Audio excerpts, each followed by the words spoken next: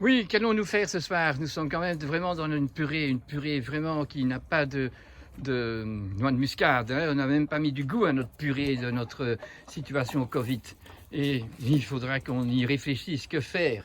Alors que j'ai fait, je suis venu vraiment vers les poules et je vais rentrer à la maison avec des œufs. Voilà encore des braves fifis qui nous pondent des œufs. Waouh! Alors, on est rentré, ok. Et on va faire de la mayonnaise, mes amis. Pourquoi de la mayonnaise? Eh bien, parce qu'il y a un artichaut que j'ai préparé, qui est cuit là, et il demande quand même de tremper le centre des feuilles dans une bonne mayonnaise. Alors, pour la mayonnaise, voilà, pour ceux qui ne savent pas encore, on a mis le jaune d'œuf, le blanc d'œuf est séparé, on a mis de la moutarde, on a préparé de l'huile d'arachide et on a pris un peu de vinaigre pour mettre dedans. Bien sûr, on aurait pu mettre du citron, mais comme j'en avais pas, j'ai travaillé comme ceci. Alors, on va commencer à travailler sur ceci. Et hop, ça. Et hop, ça.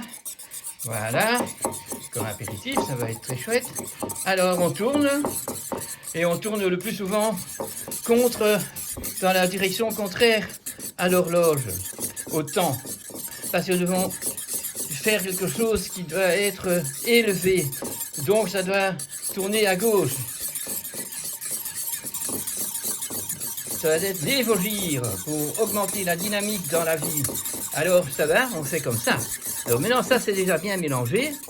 Et je ne sais pas filmer et mettre tout ça en même temps. Donc vous voyez, en principe, on fait couler l'huile. Ici c'est de l'arachide, si c'est de l'huile d'olive, c'est un peu trop puissant cette huile hein, d'olive. Donc je préfère l'huile d'arachide. Et voilà, on commence à tourner. Et voilà, elle prend. Elle prend. Voilà, alors on tourne. L'évangile de préférence pendant qu'on y pense. Et en même temps, on pense au symbolisme. Donc, tous des éléments qui sont hydrofuges, donc ce qui est l'huile, qui est grasse, et tout ce qui est donc aquafile, on va les mettre ensemble et on fait une mayonnaise. Ça veut dire que dans la vie, eh bien, si on le veut, si on est de bonne composition, eh bien, on peut mélanger les races, on peut mélanger tellement de choses et il n'y a pas de racisme, il n'y a pas d'exclus, puisqu'on peut trouver une solution à tout, mais il faut être dans la bonne disposition, il faut prendre la distance qu'il faut, avoir le discernement, et alors en plus, pour avoir ce discernement, il faut avoir nos ancêtres et des gens sages qui sont encore là aujourd'hui ou qui ont des références, même de très loin, qui vont nous expliquer comment faire les choses. Mais quand vous êtes dans un monde où nous sommes déjà plus de 100 ans en train d'employer la science pour remplacer toutes les connaissances de l'artisan. Et on fait maintenant des mayonnaises, 10 000 tonnes peut-être à la fois, d'une façon d'un ingénieur qui n'a pas du tout l'âme de l'artisan et de l'amour de l'œuf et de tous les éléments, les attributs qu'on a mis dans ce mélange. Et donc, ce n'est plus de l'amour, c'est quelque chose qui est une production, tout autant que je vous ai déjà raconté. Si on a trouvé un moyen de se raser, nous les hommes, parce que la barbe pousse tous les jours et qu'on n'en veut pas la garder, mais voilà, c'est pas un problème. Alors on emploie un blaireau. Et un blaireau, c'est le nom du blaireau, c'est celui qui nous a offert un blaireau. Et ce blaireau, eh bien, c'est tout à fait à l'honneur de ma peau, qui est sacrée, tandis que une machine électrique pour me raser, mais c'est considéré que je suis... Donc, même quand on scie un arbre avec les nouvelles machines maintenant, quand vous voyez comment au bord des routes on nettoie, eh bien on passe avec des machines énormément sans tenir compte, sans voir avec nos mains, non, sans voir avec nos yeux et sans employer nos mains pour voir ce qu'on va couper, on coupe tout, brac, boum, et voilà, nous sommes des méchants aujourd'hui, nous n'aimons pas la technique que nous avons, qui a une puissance au-dessus des mesures de l'homme. Technologie qui est encore plus grave que ça, nos ondes 5G et même plus tôt, l'envoi digital où il n'y a plus du tout d'analogue, nous fait partir de ce monde d'amour, de ce monde de complémentarité, là où les animaux, les plantes et les éléments minéraux sont créés et ils sont tout à fait sans aucune aptitude de pouvoir contredire la mission qu'ils ont. Il n'y a que l'homme doué de la raison qui peut être raisonnable et aller par son imaginaire et trouver les choses qui sont nécessaires de connaître et faire les expériences parce que, ben oui, la santé, ça se mérite. La bonne mayonnaise, ça se mérite. Tout ce qui est bon, ça se mérite. Et ce n'est plus ce que nous faisons aujourd'hui. Nous méritons la maladie que nous recevons. Et si nous pouvions dire que nous sommes sages, si on pouvait dire ça, que nous sommes sages, si on pouvait vraiment dire que nous sommes sages, eh bien on pourrait dire autour de nous, on verrait bien autour de nous la beauté, les beautés que la nature nous offre en gratitude. Mais maintenant, non. La gratitude n'est plus beaucoup présente. La nature doit travailler puisqu'on la maltraite et elle travaille alors pour sauver la situation. Et parfois, il faut un virus. Et ce virus, aujourd'hui, c'est le Covid. Et donc, tous les virus sont des génies de la nature. Et si vous comprenez le virus, et on va dire ça encore une fois, le virus, c'est quoi? Entre dans ce monde qu'il y a ici, entre ce qu'on voit et moi, nous avons un vide, qu'on dit, c'est une transparence, un endroit transparent. Mais c'est pas un vide, c'est un plein d'air, parce que tout plein de choses se trouvent dedans. Certaines sont encore à un niveau de perception possible par des machines, des microscopes ou des choses comme ça, mais encore plus loin, il y a tout plein de connexions avec le monde spirituel, avec le monde de la création, cette intelligence qui est présent mais invisible. Alors, quand on voit une mouche, déjà on n'est pas content, on appelle ça une vermine, mais il faudrait plutôt être mécontent si elle est dans ma maison et que j'ai une pomme qui pourrit sur ma table, mais tantôt il n'y en aura pas une mouche, il y en aura 10 000 parce qu'elle pond des œufs pour arriver au bout de son recyclage qu'elle doit venir faire dans ma maison, puisque comme j'ai cueilli ma pomme et que je dois la gérer, eh bien je ne l'ai pas bien gérée, j'aurais dû la manger plus tôt, j'aurais dû faire une macédoine de fruits peut-être parce que j'en avais de trop, ainsi de suite. Et donc comme on n'a pas fait, eh bien la mouche vient recycler. Alors donc il ne faut pas attaquer la mouche, mettez la pomme pourrie directement dans le compost ou là où les poules sont ou même dans le fumier et vous allez voir que le lendemain il n'y a plus de mouches. Les mouches c'est des insectes et donc quand on a la connaissance, le discernement, on sait qu'elles vont arrêter de pondre et comme elles ne vivent pas longtemps, vous savez que le papillon il ne vit pas longtemps, eh bien automatiquement le lendemain, il n'y a plus de mouches. Donc, si vous attaquez les mouches avec des produits toxiques pour tuer les mouches, eh bien, vous aurez une réaction de la nature qui est toujours plus intelligente et qui a toujours plus un tour dans son sac. Elle va faire des mouches beaucoup plus résistantes. Hein, et voilà, de mal en pis, notre situation se crée sur cette terre. Voilà. Ici, avec l'histoire du virus, quand même, on va répéter une certitude. Hein. Donc, pour savoir que dans tout ce qui est aéré, il y a des microbes, des virus, tout plein de choses qui ne sont pas visibles et qui sont présents dans ce plein d'air qui est transparent quand il y a de la lumière et qui continue à être l'endroit de transmission quand il fait noir. Mais c'est simplement que nos 5 sens de perception ne voyons pas dans le noir. Et donc, c'est pas pour ça que cet espace de transmission de tout ce que le monde supérieur veut nous faire est disparu pendant la nuit. Il continue jour et nuit tout le temps, il n'y a pas une seconde, il n'y a pas un dixième de millionième de seconde où cette création n'est pas en train d'entretenir ce qui vit et tout ce qui est minéral sur Terre. Il est donc intéressant de savoir que quand on est dans le ventre de sa maman, quand on est un mammifère, animal ou humain, nous avons un endroit où il n'y a pas d'air, et où donc automatiquement il n'y a pas de virus non plus. Mais bon, parce que le virus a besoin d'air.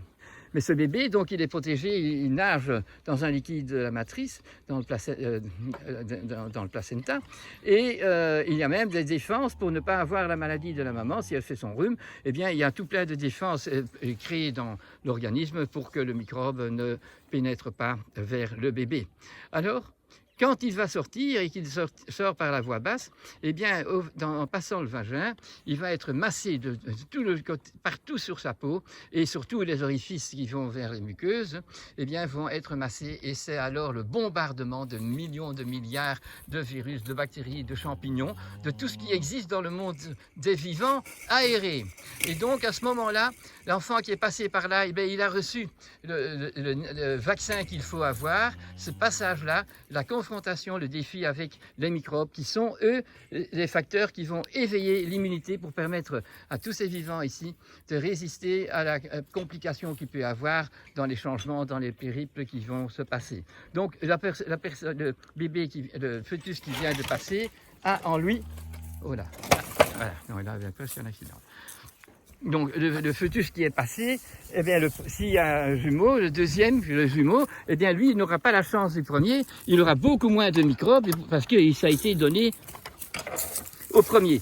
Donc maintenant il y a pas mal de gynécologues et de pédiatres qui ont compris que le deuxième, souvent, il a des problèmes d'allergie, des problèmes de faiblesse par rapport aux virus et aux bactéries. Eh bien, pour augmenter son immunité, eh bien, le lendemain, il faut prendre les visqueux qu'il y a dans le vagin et alors appliquer ça dans tous les orifices. Et nous redonnons à cet enfant, à ce fœtus, enfin, c'est plus un fœtus alors, à ce bébé, à ce nouveau-né, l'occasion d'être en défi avec l'air, ce qui est dans l'air, et ce sont les virus. Alors, on pense aujourd'hui que les virologues qui sont nos conseillers dans tout ce qui est décidé aujourd'hui, eh bien, ils haïssent les virus.